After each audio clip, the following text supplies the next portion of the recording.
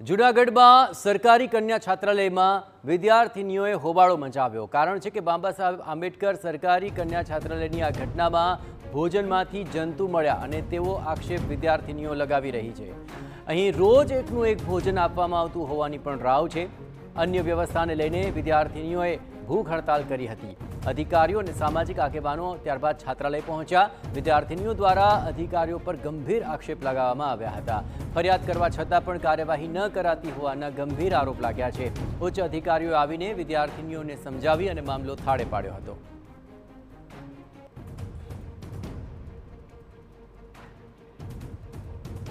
વારંવાર રજૂઆતો થઈ પરંતુ કોઈ કામગીરી ન થઈ। આખરે વિદ્યાર્થીનીઓએ ભૂખ હડતાલનું શસ્ત્ર ઉગામ્યું અને સાથે જ અધિકારીઓ દોડતા થયા હતા। ઉચ્ચ અધિકારીઓએ આવી વિદ્યાર્થીનીઓ સાથે વાતચીત કરી હતી અને તેમને સમજાવીને મામલો થાળે પાડ્યો હતો। અન્ય જે સુવિધા બાબતની જે ડિમાન્ડ હતી એમાં પણ આપણે સંપૂર્ણ વ્યવસ્થા કરી છે। જે બેડશીટ અને જે અન્ય જે જરૂરી વસ્તુઓ છે એની પણ ક્વોલિટી જે જળવાય અને એને પૂરતો જથ્થો મળી રહે એ બાબતની પણ પૂરતી વ્યવસ્થા આપણે કરી દીધી છે।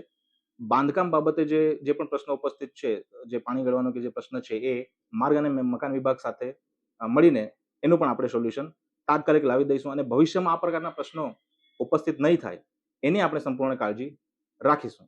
જે હોસ્ટેલમાં દીકરીઓ રહે છે એમના તરફથી જમવાના ક્વોલિટી બાબતના પ્રશ્નો ઉપસ્થિત કરવામાં આવ્યા હતા। એટલે તાત્કાલિક અમારા સમાજ કલ્યાણ વિભાગના અધિકારીએ મુલાકાત લીધી હતી અને એની ચકાસણી કરી હતી।